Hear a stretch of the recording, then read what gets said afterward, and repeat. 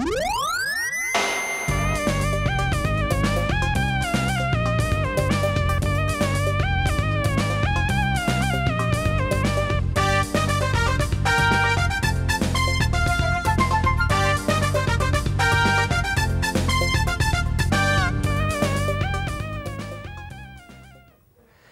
বন্ধুরা, শুভ বিকাল। তোমাদের সবাইকে একটা প্রীতি ও শুভেচ্ছা জানিয়ে আমি আশিক শুরু করছি এনটিভির নিয়মিত আয়োজন এবং তোমাদের সবার প্রিয় অনুষ্ঠান প্রাণ মিল্ক ক্যান্ডি কুইজ শো জানার আছে বলার আছে। বন্ধুরা, অনুষ্ঠানের শুরুতে তোমাদেরকে জানিয়ে দিচ্ছি মহাভারত সম্পর্কে কিছু তথ্য। মহাভারত কৃষ্ণ দ্বৈপায়ন ব্যাস রচিত সংস্কৃতি মহাকাব্য। চন্দ্রবংশীয় কুরু পাণ্ডবদের ভ্রাতৃবিদ্বেষ ও যুদ্ধ এর মূল উপজীব্য। খ্রিস্টপূর্ব 3000 অব্দের পূর্বে এটি রচিত হয় বলে ধারণা করা হয়। 18টি পর্ব ও 100টি উপপর্বে বিভক্ত মহাভারতের প্রচলিত শ্লোক সংখ্যা প্রায় 1 লক্ষ। শ্লোকগুলি 16 মাত্রিক চরণে রচিত। মহাভারতে বিভিন্ন মত ও পথের অপূর্ব সমন্বয় ঘটেছে। এটি একাধারে মহাকাব্য, পুরাণ, ইতিহাস, ধর্মশাস্ত্র, অর্থশাস্ত্র, নীতিশাস্ত্র ও মোক্ষশাস্ত্র। বহু শতাব্দী ধরে অসংখ্য কবি, সাহিত্যিক, চিত্রশিল্পী মহাভারত থেকে তাদের সৃষ্টির অনুপ্রেরণা লাভ করেছেন। বর্তমানে আধুনিক সাহিত্য মহাভারতের প্রভাব অপরিসীম। বন্ধুরা, আজকে আমাদের স্টুডিওতে উপস্থিত আছে বর্তমানে ব্যস্ততম অভিনেতা ওয়াহিদ ইকবাল মার্শাল। চলো তার সাথে কথা বলি। মার্শাল, কেমন আছো? ভালো আছি আশিক, তুমি কেমন আছো? খুবই ভালো আছি। সম্প্রতি শেষ হয়েছে তোমার ভালোবাসা চতুষ্কোণ নামে একটি ধারাবাহিক, যেটি এনটিভিতে প্রচারিত হয়েছিল, এবং সামনে প্রচারিত হবে তোমার আরেকটি ধারাবাহিক, সেটি হচ্ছে তোমার মুখ থেকে শুনি নামটি। অলরেডি প্রচার শুরু হয়ে গেছে। সম্রাট বলে একটি ধারাবাহিক নাটক। এটি রচনা করেছেন শফিকুর রহমান শান্তনু, পরিচালনা করছেন সৈয়দ শাকিল। আর নাটকটি হচ্ছে খুব অল্প সময় প্রচার শুরু হলো, এরই মধ্যে দর্শক নাটকটি খুব ভালোভাবে গ্রহণ করেছে। সপ্তাহে কি বার যাচ্ছে নাটকটি? নাটকটি যাচ্ছে বৃহস্পতিবার, শুক্রবার রাত 9:20-এ। বৃহস্পতি শুক্রবার রাত 9:20 সম্রাট। সম্রাট নামের মধ্যে একটা রাজা রাজা ভাব আছে। নাটকটির গল্পটি কিরকম, ক্ষমতা বা গল্পটি কেমন? আসলে পুরো গল্পটা বলে দিলে তো দর্শকের জন্য চমকটা থাকবে না। আমি কিছুটা যেটা বলতে চাই সেটি হচ্ছে গতানুগতিক আমরা এখন অনেক কাজ করছি। আমাদের রাইটার, ডিরেক্টর ওনারা চেষ্টা করেছেন যে সম্রাট একটু ভিন্নভাবে উপস্থাপন করবার। সবকিছুই আছে সম্রাটে। আচ্ছা আচ্ছা, একেবারে প্রেম, ভালোবাসা, ক্রাইসিস সবকিছুই আছে, কিন্তু এর মধ্যেও এমন কিছু আমাদের ব্যক্তি জীবনের কিছু সমস্যা থাকে যেগুলো হয়তো একটু পর্দার আড়ালেই রয়ে যায়। আচ্ছা, সম্রাট নাটকে তোমার ক্যারেক্টারটা কেমন, চরিত্রটি কেমন? আমার চরিত্রটি হচ্ছে আমি একটি পরিবারের সদস্য। ওই পরিবারের সদস্য হয়ে আমি নানাভাবে অন্যান্য ক্যারেক্টারগুলোর সাথে ইনভলভ হই। এবং হচ্ছে একটা সময় যে এই ক্যারেক্টারটা একটা ক্রাইসিস ক্রিয়েট হয়, যেটা নিয়ে সামনে দর্শক দেখতে পাবে যে গল্পটা এগোবে আর কি। আচ্ছা, নাটকটি প্রচারের পর রেসপন্স কেমন পাচ্ছ? ভীষণ ভালো পাচ্ছি। একটি কথা বলতেই চাই, এনটিভির নাটক মানেই তো আমরা জানি ভালো মানের নাটক হয়। তো সে অর্থে এর আগেও তুমি বললে যে আমি ভালোবাসা চতুষ্কোণ যেটি করেছি, সেটাও খুব ভালো রেসপন্স ছিল, দর্শক দেখেছে, সম্রাটও দেখছে। যাক, আমরা আশা করি সম্রাট আরো ভালোভাবে গ্রহণ করবে দর্শক। তোমার সাথে আরো গল্প করবো, তবে একজন বন্ধু অনেকক্ষণ ধরে ফোনে অপেক্ষা করছে, একটু কথা বলে আসি প্লিজ। হ্যালো বন্ধু। হ্যালো শাম্মী, কোন ক্লাসে পড়ছো? ক্লাস 9-এ। কোন বিভাগ থেকে প্রশ্ন করব? শাম্মী, কোন বিভাগ থেকে প্রশ্ন করব? জানা অজানা থেকে শাম্মীর জন্য প্রথম প্রশ্ন হচ্ছে, গোবরা নদীর অবস্থান কোথায়? অপশন ক টেকনাফ, অপশন খ তেতুলিয়া, অপশন গ চাঁদপুর।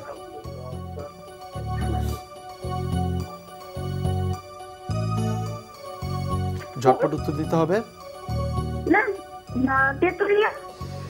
অপশন খ তেতুলিয়া উত্তরটি নিলাম এবং উত্তরটি একদম সঠিক হয়েছে। তুমি পেয়ে গেলে প্রাণ মিল্ক ক্যান্ডি কুইজ শোর সৌজন্যে 500 টাকা সমমূল্যের বই। যাচ্ছি পরবর্তী প্রশ্নে।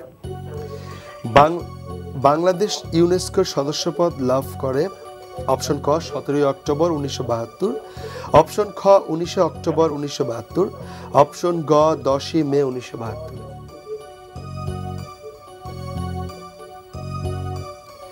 এই প্রশ্নের উত্তরটিও ঝটপট দিয়ে দাও ভাইয়া।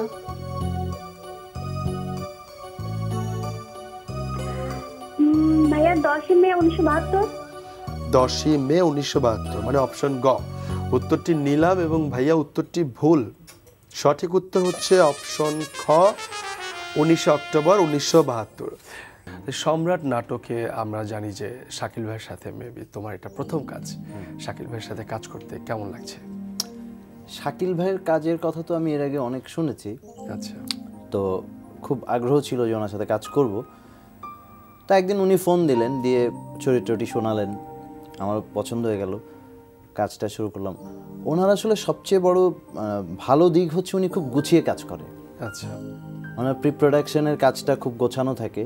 উনি জানে যে উনি সেটে গিয়ে মানে জানে যে কখন কোন শটটা নিতে হবে।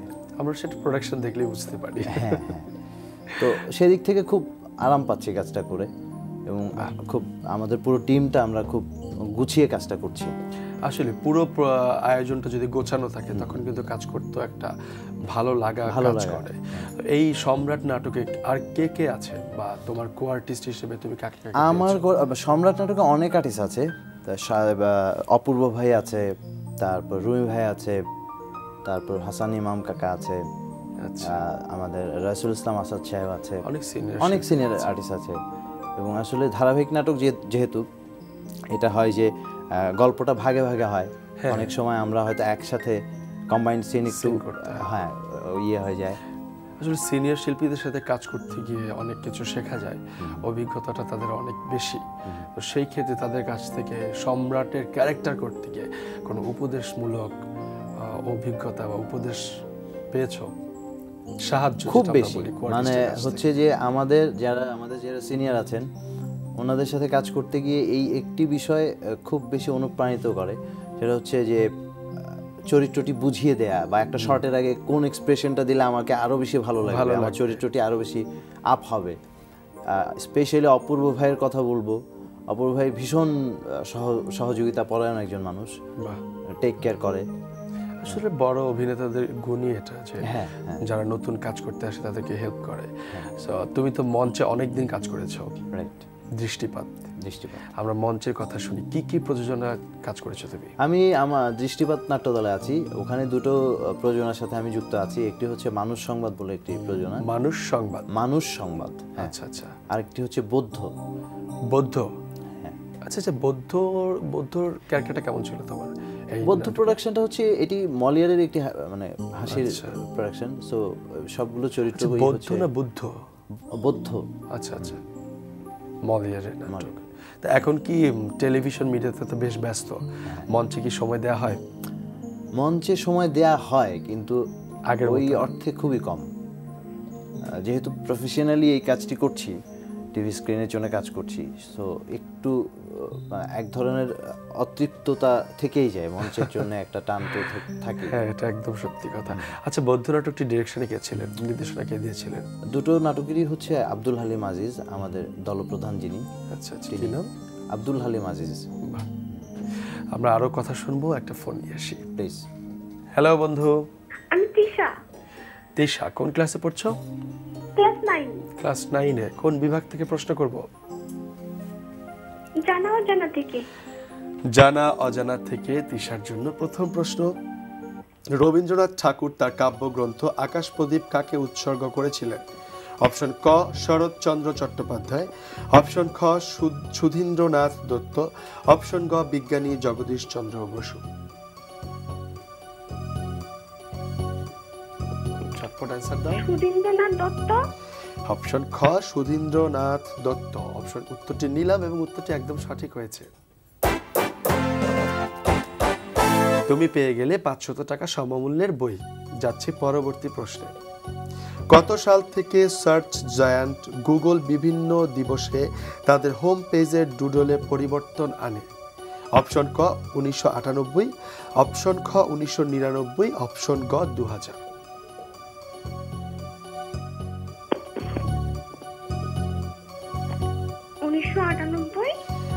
অপশন ক 1998। উত্তরটি নিলাম এবং উত্তরটি একদম সঠিক হয়েছে। তুমি পেয়ে গেলে আরো 500 টাকা সমমূল্যের বই। আমরা কি তৃতীয় প্রশ্নে যাব? হ্যাঁ যাব। আচ্ছা, তৃতীয় প্রশ্নে যাওয়ার আগে খেলার নিয়মটি নিশ্চয়ই জানা আছে। জি। ওকে, তাহলে তৃতীয় প্রশ্নে যাচ্ছি। রাফায়েল যুদ্ধ বিমান কোন দেশ ভিত্তিক? অপশন ক ফ্রান্স, অপশন খ যুক্তরাজ্য, অপশন গ মেক্সিকো।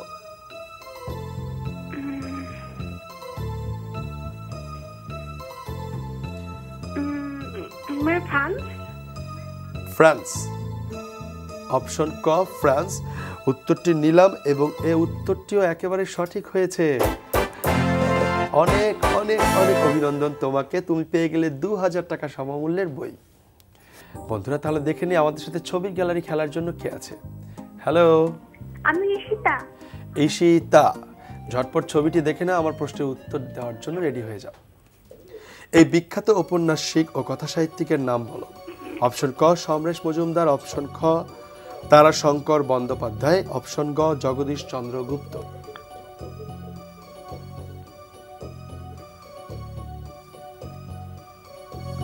ঝটপট দাও। জগদীশ চন্দ্রগুপ্ত। অপশন গ জগদীশ চন্দ্র গুপ্ত উত্তরটি নিলাম, কিন্তু ভাইয়া উত্তরটি ভুল। সঠিক উত্তর হচ্ছে অপশন খ তারাশঙ্কর বন্দ্যোপাধ্যায়। মার্শাল, আরেকটি ফোন নিয়ে নিচ্ছি প্লিজ। হ্যালো বন্ধু। হ্যালো, আমি মেহেতা। মেহেতা, কোন ক্লাসে পড়ছো? ক্লাস 8। কোন বিভাগ থেকে প্রশ্ন করব? ভাষা ও ব্যাকরণ। ভাষা ও ব্যাকরণ থেকে তোমার জন্য প্রথম প্রশ্ন হচ্ছে, শিক্ষক শিক্ষার্থীদের ব্যাকরণ পড়াচ্ছেন, বাক্যের শিক্ষার্থী কোন ধরনের কর্তা? অপশন ক প্রতিহার, অপশন খ প্রযোজ্য, অপশন গ প্রযোজক। প্রযোজক। অপশন গ প্রযোজক, প্রযোজ্য। অপশন খ প্রযোজ্য উত্তরটি নিলাম এবং উত্তরটি একদম সঠিক হয়েছে। তুমি পেয়ে গেলে 500 টাকা সমমূল্যের বই। দ্বিতীয় প্রশ্নে যাচ্ছি। ক ধ্বনিটির বৈশিষ্ট্য কোনগুলি? ক ধ্বনিটির বৈশিষ্ট্য কোনগুলি? অপশন ক অল্পপ্রাণ ঘোষ ওষ্ঠ স্পৃষ্ট, অপশন খ অল্পপ্রাণ ঘোষ কণ্ঠ স্পৃষ্ট, অপশন গ মহাপ্রাণ ঘোষ কণ্ঠ স্পৃষ্ট। অপশন গ। অপশন খ। বলো। অপশন খ। অপশন খ অল্পপ্রাণ ঘোষ কণ্ঠ স্পৃষ্ট। হ্যাঁ। উত্তরটি নিলাম এবং উত্তরটি একদম সঠিক হয়েছে। তুমি পেয়ে গেলে আরো 500 টাকা সমমূল্যের বই। আমরা কি তৃতীয় প্রশ্নে যাব? হ্যাঁ। খেলার নিয়মটি জানো নিশ্চয়ই। হ্যাঁ। আচ্ছা, 3 নম্বর প্রশ্ন। Origin and development of Bengali language কত সালে প্রকাশিত হয়? অপশন ক 1926, অপশন খ 1925, অপশন গ 1924। 1924। অপশন গ 1924 উত্তরটি নিলাম, কিন্তু ভাইয়া উত্তরটি ভুল। সঠিক উত্তর হচ্ছে অপশন ক 1926, সুনীতি কুমার চট্টোপাধ্যায় রচনা করেন। মার্শাল, কথা হচ্ছিল মঞ্চের ব্যাপারে। মঞ্চ দিয়ে শুরু নাকি টিভি নাটক দিয়ে শুরু ছিল তোমার অভিনয় জীবন? আমার শুরু হয়েছে মঞ্চ দিয়ে। আচ্ছা, দৃষ্টিপাতই শুরু কাজ। দৃষ্টিপাত দিয়ে শুরু। প্রথম কোন প্রযোজনা করেছো? আমি মানুষ সংবাদের সাথে সম্পৃক্ত ছিলাম প্রথম। আচ্ছা, মানুষ সংবাদের চরিত্র কেমন ছিল? মানুষ সংবাদ আসলে একটি জীবন ঘনিষ্ঠ গল্প ছিল, একেবারে মানুষের খেটে খাওয়া মানুষের গল্প। নামেই বোঝা যাচ্ছে যে মানুষ সংবাদ। ওখানে আমার একটি মানে কি, প্রতিবাদী টাইপের একটা ক্যারেক্টার ছিল, যেটা প্রতিবাদী, হ্যাঁ প্রতিবাদী যুবক। যুবক। আচ্ছা আচ্ছা, তারপরেই টিভি নাটকে শুরু হয়ে গেল। হ্যাঁ, বর্তমানে বেশ ব্যস্ত সময় কাটাচ্ছ। কোন কোন নাটক অন এয়ার যাচ্ছে এখন? কোন? আমি এখন বেশ কিছু সিরিয়াল করছি, পাশাপাশি সিঙ্গেল টেলি তো আছে। আচ্ছা আচ্ছা, তার মধ্যে জীবন থেকে নিয়ে নামে একটি সিরিয়াল করছি, জীবন হাউস থেকে ওয়াইফ। নেয় ঈশ্বরের গল্প। হ্যাঁ, হাউস ওয়াইফ বলে একটি সিরিয়াল করছি। আচ্ছা, তারপর হচ্ছে ধন্যী মেয়ে বলে একটি সিরিয়াল ধন্যী করছি। মেয়ে। গ্র্যান্ড মাস্টার একটি সিরিয়াল করছি, তুমি আছো আমার সাথে। হ্যাঁ, ওই একসাথে কাজ নাটকটিতে আমিও করছি। কাজ করছি, সুবর্ণ একটি ক্যারেক্টারে। হ্যাঁ, তো এছাড়াও আরো 2-3টি সিরিয়াল করছি যেগুলো অন ইয়ারের অপেক্ষায় আছে। খুব শীঘ্রই অন ইয়ার মহল্লা বিডি বলে একটি সিরিয়াল করছি।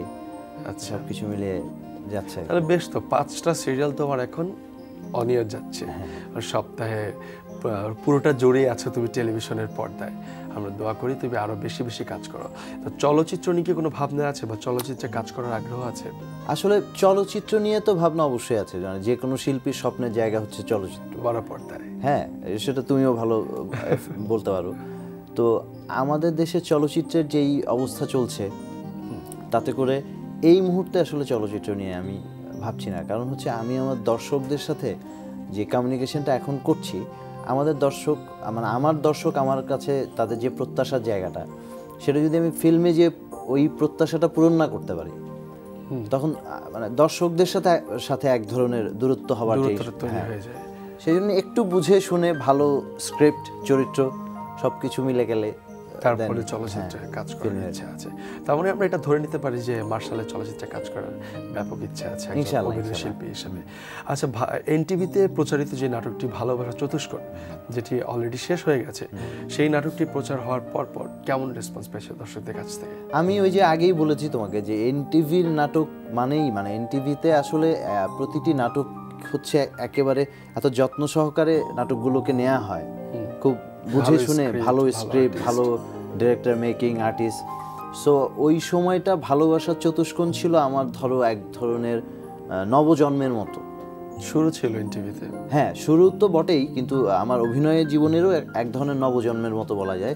কারণ হচ্ছে যে ওই নাটকটি প্রচার হবার পর দর্শকদের সাথে আমার যে কমিউনিকেশন করবার যে বিষয়টা থাকে, সেটি শুরুটা হয়েছিল। কাজের পরিধিও মনে হয় অনেকটা বেড়ে গিয়েছে, এই ধারাবাহিকটি প্রচারের পর। এই ভালোবাসার চতুষ্কোণে চরিত্রটি কেমন?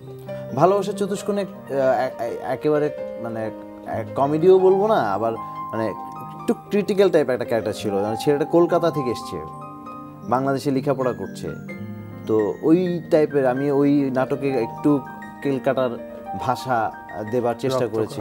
হ্যাঁ, দিয়েছিলাম, এবং সেটি দর্শক ভীষণ পছন্দ করেছিল।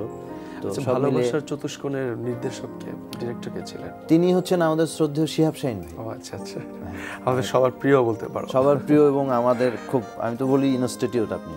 আচ্ছা আচ্ছা, মাশাআল্লাহ, আরো কথা হবে। আরেকটা ফোন নিয়ে নিচ্ছি প্লিজ। হ্যালো বন্ধু। হ্যালো ভাই, মোহাম্মদ। কোন ক্লাসে পড়ছো?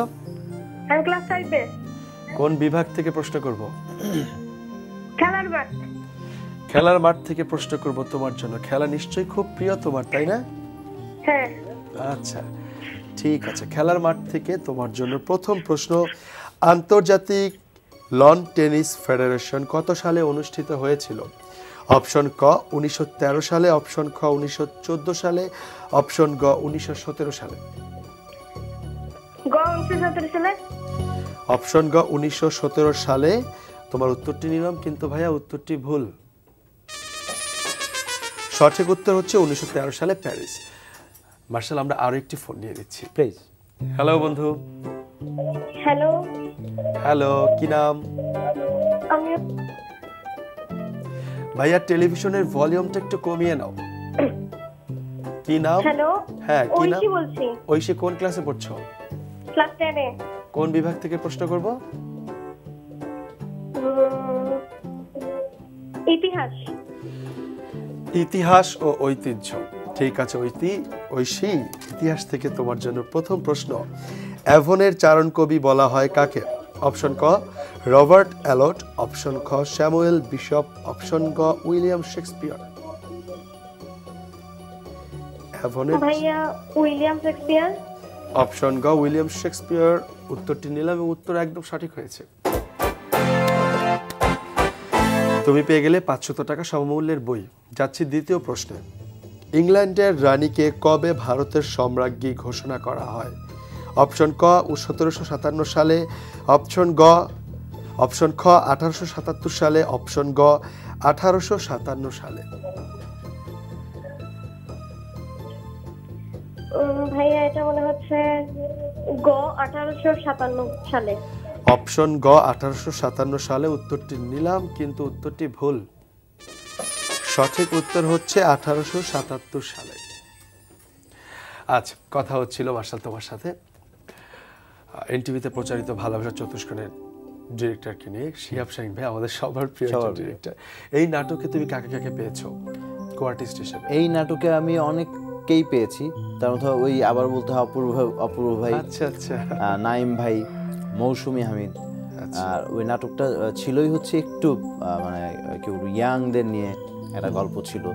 সো এর মধ্যে তো আমাদের সিনিয়র আর্টিস্ট যারা ছিলেন অনেকেই ছিলেন, সাবির আপা ছিলেন। সাবির আপা, তাহলে তুমি মোটামুটি অনেক সিনিয়র শিল্পীদের সাথে তোমার কাজ করা হয়ে গেছে। আর গ্র্যান্ড মাস্টারের কথা তো বলবোই যে আমরা একসাথে কাজ করলে একসাথে অভিনয় করতে পারিনি। হ্যাঁ, Grand সেটা Master আমাদের হয়ে ওঠেনি। ইনশাআল্লাহ ভবিষ্যতে আমরা আবার হ্যাঁ কাজ অবশ্যই করবো একই একসাথে। ক্ষেত্রে বিচরণ করছি কোনো না কোনো